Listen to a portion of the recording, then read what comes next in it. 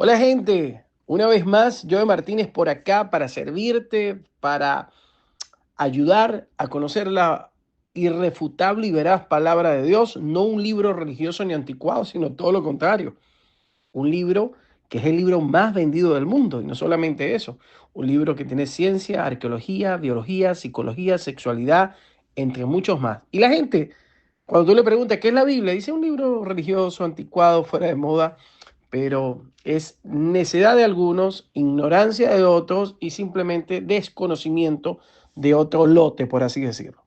Hablando de eso, ¿sabías que la ciencia describió el ciclo del agua o lo descubrió? Pero ¿sabías que la Biblia, la palabra de Dios, descubrió primero que la ciencia el ciclo del agua? Job capítulo 36, versículo 27 al 28. Te estamos hablando de 1400 o 1700 años antes de Jesús existir. La Biblia dio este dato en el libro de Job capítulo 36, versículo 27. Dios reúne las gotas de agua y hace que el vapor se convierta en lluvia. Las nubes contienen esa lluvia y esta cae en abundancia sobre la humanidad. ¿Qué tal? Vamos con el libro de Hechos.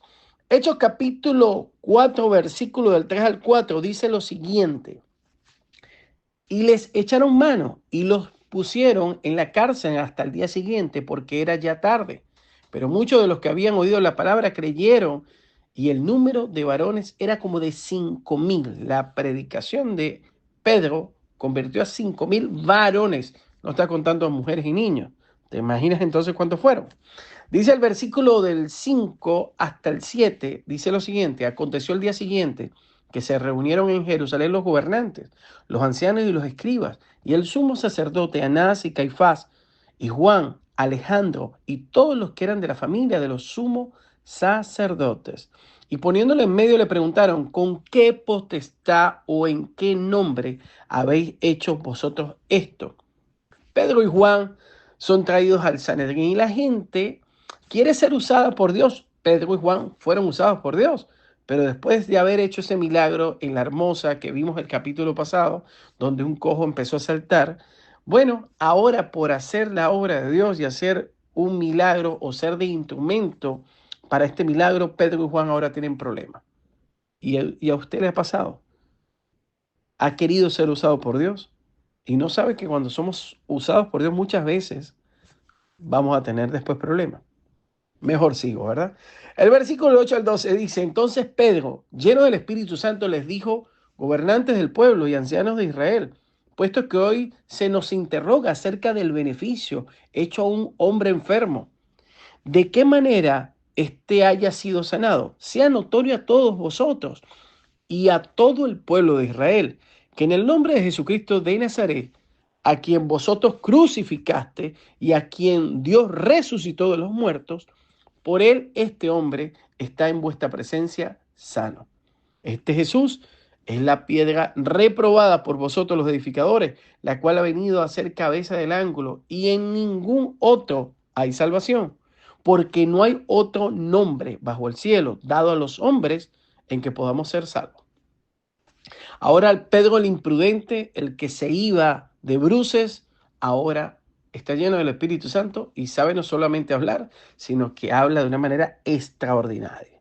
Pedro fue lleno del Espíritu Santo antes de ser, digamos, eh, consideramos que Pedro fue lleno del Espíritu Santo, pero fíjense que no dice fue bautizado con el Espíritu Santo, porque él ya había sido bautizado. Recuérdense que Pedro estuvo como Andrés en la fila de Juan el Bautista.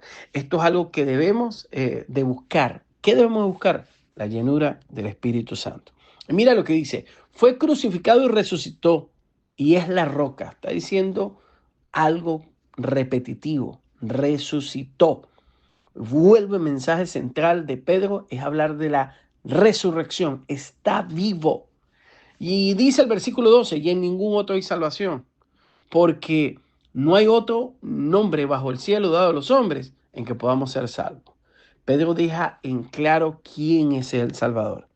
Es interesante que en tu mundo y en mi mundo nadie puede asegurar la salvación como solamente Jesús lo puede hacer. Dice el versículo 13.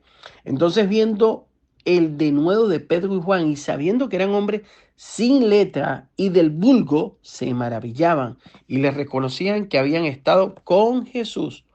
No habían asistido a ningún seminario ni a ninguna universidad y las palabras de estos hombres impactaban.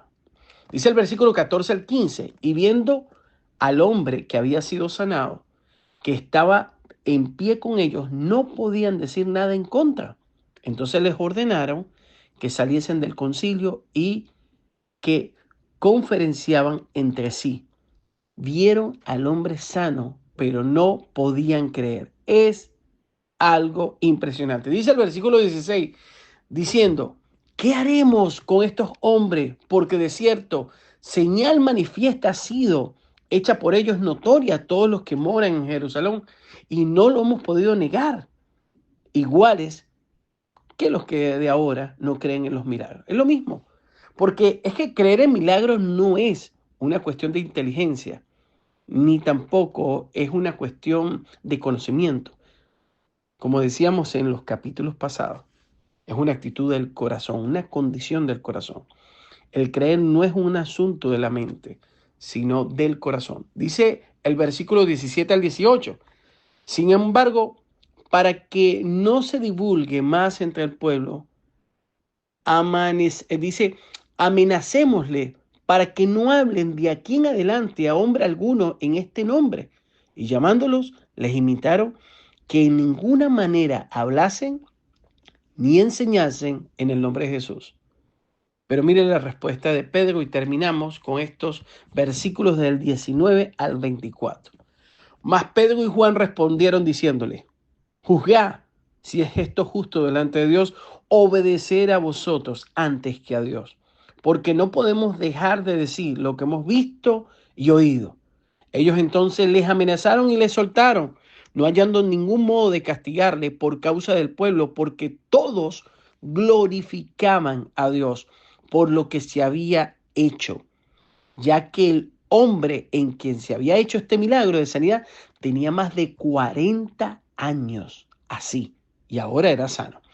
Y dice el versículo 23 al 24, y puesto en libertad vinieron a los suyos y contaron todo lo que los principales sacerdotes y los ancianos le habían dicho. Y ellos, habiendo oído, alzaron unánimes la voz de Dios y dijeron, soberano Señor, tú eres el Dios que hiciste los cielos y la tierra, el mar y todo lo que en ellos hay. Y el tema central para una persona como tú y como yo, que hemos recibido a Jesús y que hemos sido testigos del milagro que Dios hizo en otros y en nuestras propias vidas, no podemos callar. Usted no puede estar en una iglesia sentado, simplemente escuchando palabra de Dios, porque a la larga, y esto le va a sonar ofensivo, y menos mal que usted no se congrega en la iglesia donde yo estoy, pero yo siempre digo que la gente que va todos los domingos y lo que hace es escuchar y no son hacedores de la palabra, lo que van a hacer es que tengan las nalgas más planas o más chatas. Y si ya las tiene, imagínense, se va a poner peor. En realidad, debemos ser hacedores de la palabra y de una manera ordenada. Trabaje para que su familia y amigos sean discípulos de Jesús, sean personas que conozcan de Él. Por más que la gente quiera aprender estos estudios que para mí, si la gente le gusta, uno lo hace y es bueno aprender de la palabra de Dios, pero ¿para qué quieres aprender tanto de la palabra de Dios? ¿Para debatir? ¿Para hacerte ver qué tanto sabes? ¿O para enamorarte más de Dios y salvar a otros y decir unos más para Cristo?